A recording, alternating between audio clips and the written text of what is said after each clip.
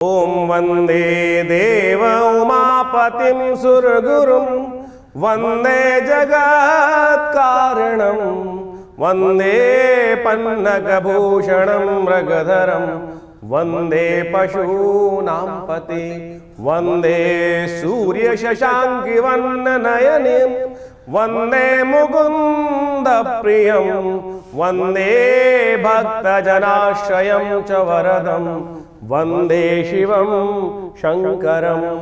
17 तारीख सोमवार का अवसर, इस दिन पंचमी तिथि विद्यमान है, सावन का तीसरा सोमवार है और साथ साथ संक्रांति का योग बन रहा है। ये संक्रांति बेहद खास है। आपकी राशि के दृष्टिकोण से देखा जाए तो सूर्य परिवर्तन कर बहुत सुंदर रास्ता बना रहे हैं, पराक्रम वाले भाव में प्रवेश करते दिखाई दे रहे हैं और ये पराक्रम भाव में प्रवेश करते ही सूर्य का महत्वपूर्ण परिवर्तन आपको कई मामलों में देखने को मिलता दिखाई देगा। ये सूर्य कहीं ना कहीं परिवर्तन कर आपकी राशि के दृष्टिकोण से बहुत सुंदर स्थिति आपकी राशि में उत्पन्न करते दिखाई दे रहे हैं। सूर्य का ये परिवर्तन आपकी राशि के दृष्टिकोण से देखा जाए तो कहीं ना कहीं रुके हुए काम को गति देने के लिए, कहीं ना कहीं जैसे चाहे कॉन्फ्लिक्ट वाले आपस के झगड़ों वाले कामों को कहीं ना कहीं आपके लिए आने वाले महीने में विजय के रास्ते खोलते दिखाई दे रहे हैं। इस वक्त दृढ़ निश्चय चाहिए, सही पॉजिटिव सोच चाहिए, तब आप कैसी ही विकट अवस्था से निकलने की स्थिति उत्पन्न कर सकते हैं। बहुत सही समय पर सूर्य अपने घर में प्रवेश करते दिखाई दे रहे हैं और ये चाहे नौकरी हो चाहे व्यवसाय हो, उसमें कहीं ना कहीं तरक्की देने का अवसर आपको प्राप्त करने की योग बना सकते हैं। भाई बंधुओं से कहीं ना कहीं लाभ प्राप्त करने के योग आपकी राशि में प्राप्त करने के योग बनते दिखाई दे रहे हैं। जिन चीज़ों में कहीं ना कहीं आपकी राशि के दृष्टिकोण से आपके सम्मान पर बात बनी हुई थी, सूर्य का ये परिवर्तन होते हुए कहीं ना कहीं आपकी इज्जत को बरकरार करने के लिए रास्ता कहीं ना कहीं बनाता दिखाई दे रहा है। ज्योतिष इस समय में आपकी राशि के दृष्टिकोण से बहुत कहीं ना कहीं लाभ दे सकता है। चीज़ों को सही समय पर समझकर सही गति प्राप्त करने से कहीं ना कहीं तरक्की प्राप्त करने के योग आपकी राशि में बन सकते हैं। इस समय में सूर्य का यदि आप पूर्ण लाभ चाहते हैं तो गलत कामों से बचने का प्रयास करें। गलत क्षेत्रों में पराक्रम मत करिएगा, इस बात का ध्यान रखें। बड़ों का सम्मान करते हुए कार्य करने का प्रयास करें और गलत क्षेत्रों में जाने से बचने का प्रयास करें। लालच और कहीं ना कहीं कुनीति दोनों की दोनों इस वक्त आपको नुकसान देने की योग बनाएगी। सीधी तरह से जब कान पकड़ने की स्थिति बन सकती है तो घुमा के कान पकड़ने की ज़रूरत क्या है, इस बात को ध्यान रखते हुए कार्य करना आपके लिए कहीं ना कहीं स्थितियों को अच्छा रहेगा। गलत काम, फरेब, झूठा फरेबी काम कहीं ना कहीं करना, बद चलने के काम कहीं ना कहीं करना, उनसे आपको बचने का प्रयास करना बहुत ज़रूरी है। आपकी राशि के दृष्टिकोण से उनसे बचने का प्रयास करना चाहिए।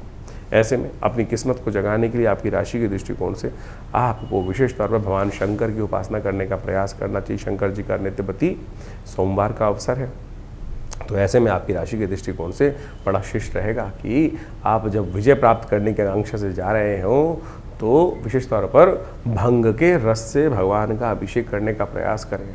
और जितने सोमवार अभी आपको मिल रहे हैं उन समय में दिनों में लगातार यदि 11 दिन लगातार आप भगवान शंकर का विजया के रस से यानी भंग के रस से रुके हुए काम को गति देने के लिए ऐसे में विजया के रस से भगवान का अभिषेक नित्यप्रति करें 11 दिन तक लगातार, इस दिन से आरंभ कर तो सूर्य की कृपा से भगवान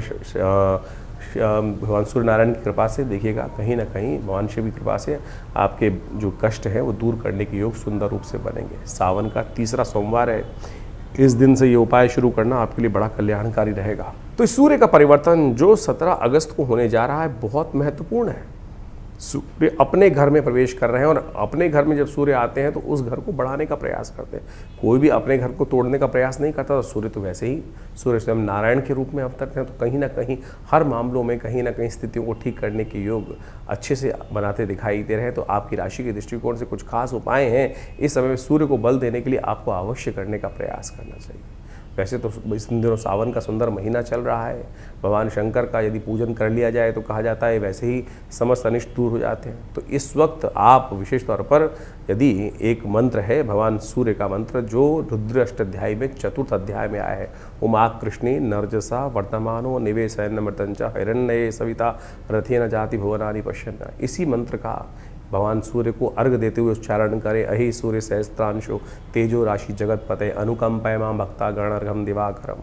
तो इसलिए जो भगवान सूर्य को नित्यपति जल देते हुए और नमक का त्याग करने का प्रयास करें, नमक को थोड़ा कम से कम इस वक्त कम बहुत भक्षण करने का प्रयास करें।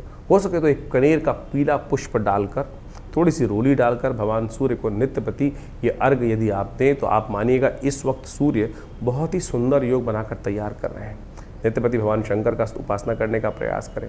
गेहूं का दान करना भी आपकी राशि के दृष्टिकोण से बड़ा श्रेष्ठ दिखाई देता है। इन समस्त उपायों को यदि आप पूरी तरह से करने का प्रयास करेंगे तो भगवान सूर्य की कृपा से इस वक्त सूर्य अपने जो घर में आए हैं वो कहीं ना कहीं आपके लिए बहुत शुभ योग बनाएंगे। छोटे कहीं ना कहीं थोड़े से अनिष्टकारी रास्ते, हर चीज़ का कहीं ना कहीं अच्छा भी प्रभाव होता है, खराब प्रभाव होता है, और ख़राब प्रभाव को दूर करने के लिए ये जो उपाय हमने आप बताए हैं इनको आप ये अवश्य करने का प्रयास करें। हो सके तो रविवार के दिन विशेष तौर पर गायत्री मंत्र का भी स्तवन कर लें, गायत्री से कम कुछ देर यज्ञ कर लें, तो भी भगवान सूर्य की कृपा से आपके ग्रहों का जो नेगेटिव प्रभाव होता है वो बहुत ठीक करने में, और अकेले सूर्य का ही योग ऐसा है कि वो बहुत सारे ग्रहों के नेगेटिव प्रभाव को ठीक करने का योग बना सकते हैं। तो इसलिए एक सूर्य को ठीक कर लेने से, इस वक्त पॉजिटिव लाभ लेने के लिए से आपके बहुत सारे ग्रहों को ठीक करने का योग बहुत जल्दी बनकर तैयार हो जाएगा। 17 अगस्त को ही सावन का तीसरा सोमवार भी पड़ रहा है।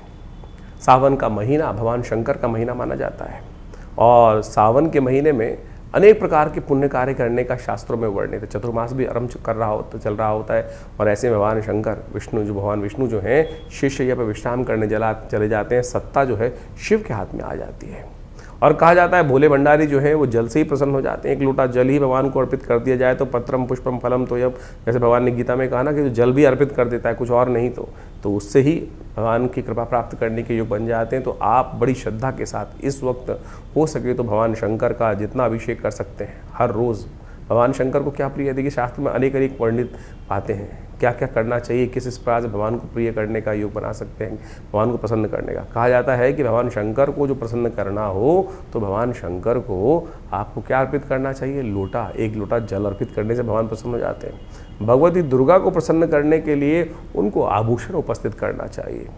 भगवान विष्णु को यदि प्रसन्न करना चाहें तो सेवा भाव, श्रीहरि सेवा से प्रसन्न होते हैं, तो जितनी सेवा करेंगे तो भगवान शंकर को तो एक लोटा जल ही कोशिश करें, लोटा जल भगवान को अर्पित करने का प्रयास करें, और भगवान को प्रसन्न करने का सुंदर रास्ता बन जाएगा। विवेकानंद योगाश्रम में इस सावन के तीसरे सोमवार पर भी वैसे तो नित्यपति चल ही रहा है, रुद्राभिषेक बड़ा विशाल कार्यक्रम किया जाता है। सब लोग मिलकर भगवान शंकर के विभिन्न शिवलिंगों पर भगवान का अभिषेक दूध से, जल से, घी से, पंचामृत से, भस्म से, तिल से, भंग इत्यादि समस्त प्रकार से सुंदर रूप से रुद्राष्टाध्यायी का पाठ करते हुए किया जाता है। आप भी इस दिन सादर आमंत्रित हैं, अपने नाम से, अपने द्वारा या किसी शुद्ध ब्राह्मण के द्वारा, व्यवस्था है बहुत सारी रहती हैं। आप आइए, आश्रम से जुड़िए, और इस कार्यक्रम को लाइव आप हमारे फेसबुक पे भी देख सकते हैं। आचार्य विक्रमादित्य जो फेसबुक पेज है उस पे भी जाकर, आचार्य वाणी जो लाइव पेज है उस पे जाके देख सकते हैं।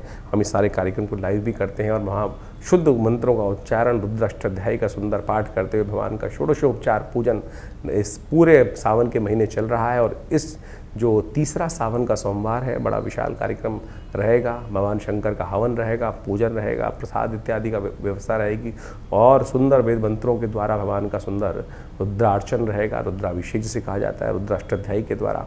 तो आइए भगवान शंकर का सुंदर आशीर्वाद ग्रहण करें, भगवान की कृपा से समस्त कष्ट दूर हो जाते हैं। तो इस प्रकार से ग्रहों का योग जो अभी आपने समझा, दिन पर दिन ग्रहों का परिवर्तन कहाँ, किस प्रकार से, कैसा आपके साथ खेल खेल रहा है। देखिए, वास्तविक तौर पे हमको ज्योतिष के दृष्टिकोण से समझना चाहिए कि ग्रहों का परिवर्तन जो होता है हर प्रकृति के हर अंग पर अपना अपना प्रभाव डालता है। वहाँ चेतन जो जड़ से चेतन अवस्था की तरफ है, वहाँ उसका प्रत्यक्ष प्रभाव समझा भी जा सकता है, क्योंकि उसके साथ कर्म जुड़ा हुआ है। चेतनता के अनुसार, चेतन आत्मा के साथ जिस प्रकार से प्रति व्यक्ति के अनुसार से जीवन में जो घटनाक्रम घट रहे हैं, कहीं ना कहीं वो कर्म का प्रभाव जो है वो आपके जीवन में सुख दुख का कारण बनता है। तो इसको अच्छे से यदि हम समझ लें, अवश्यमेव भुक्तव्यम कृतम कर्म शुभाशुभम, जो शास्त्र का वाक्य है उसके अनुसार से चीज़ों को ठीक रूप में करने का प्रयास करें तो जीवन में कष्ट आए ही ना। तो आपको कोशिश ये करनी चाहिए, ये सुंदर रूप से जो सावन का महीना चल रहा है, सावन का महीना समस्त कर्मों से जो दुष्कर्म है उनसे निवृत्ति का है।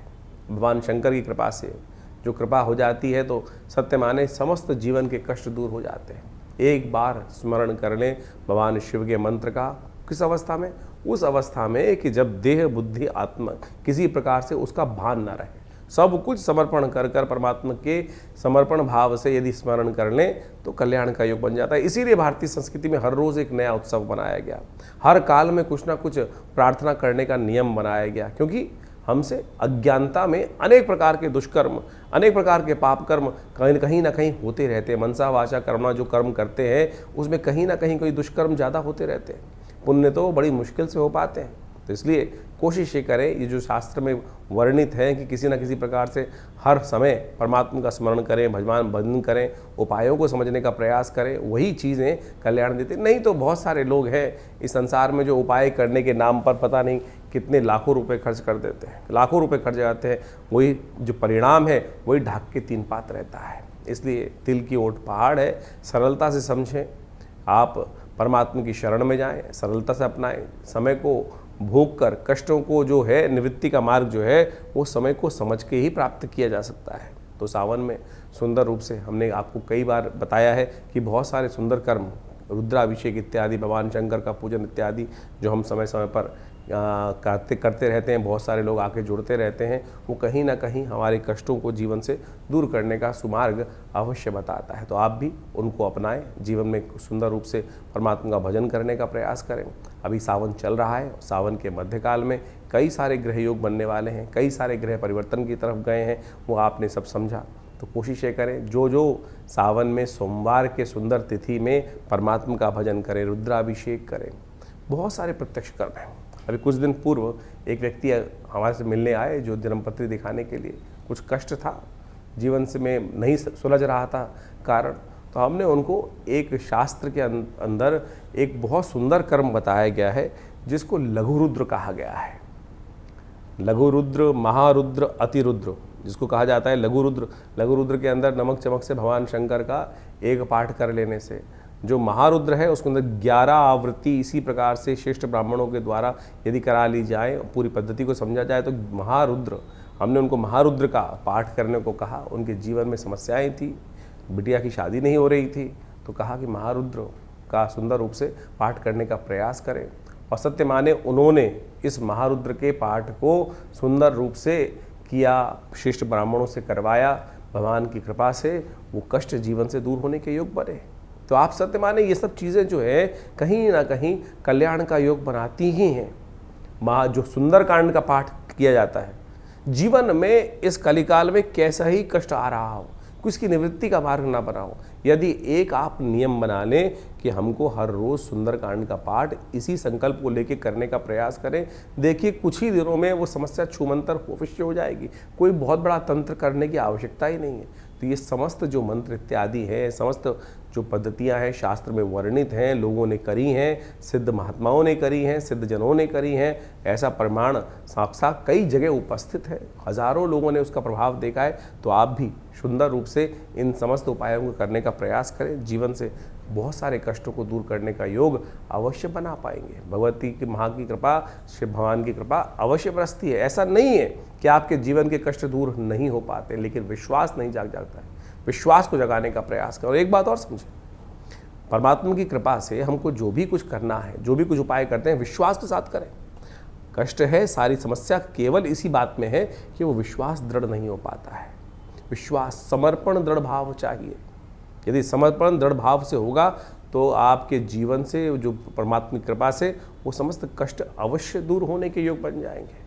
तो इसी प्रकार से आप समझें, सुंदर सावन का महीना है, भागता चला जा रहा है, कुछ काल बाकी है, तो कोशिश करें इस काल में परमात्मा का सुंदर भजन करें। हमारे यहाँ हर रोज़ नित्यपति रुद्राभिषेक का सुंदर कार्यक्रम चल रहा है। शाम के समय नित्यपति रुद्राभिषेक चलता है, सोमवार के सोमवार बड़ा विशाल कार्यक्रम होता है, तो आप सब उसमें सम्मिलित हो सकते हैं। इसके अलावा हर मंगलवार को सुंदरकांड का कार्यक्रम चलता ही है। तो कोशिश ये करें भगवान का सुंदर भजन यथाउचित भाव से करने का प्रयास करें। कि कोई भी भजन, कोई भी परमात्मा का नाम किसी भी अवस्था में लिया जाए कभी निष्फल नहीं जाता, अपना प्रभाव सदा उत्पन्न करके जाता है। ये ऐसा एक परमात्मा का भजन करने का जो कर्म है वो कभी निष्फल नहीं होता। आपने नग पहना, कोई और उपाय किया, कभी वो अच्छा करेगा, कभी वो खराब भी कर सकता है, लेकिन परमात्मा का भजन, मंत्र जप, ये सब ऐसी चीज़ें हैं कि सदा अच्छे के लिए, कल्याण के लिए भी, दुष्कर्म को काटने का काम ही करेगी। तो इसीलिए इस सत्य को समझ के हमें कार्य करने का प्रयास करना चाहिए।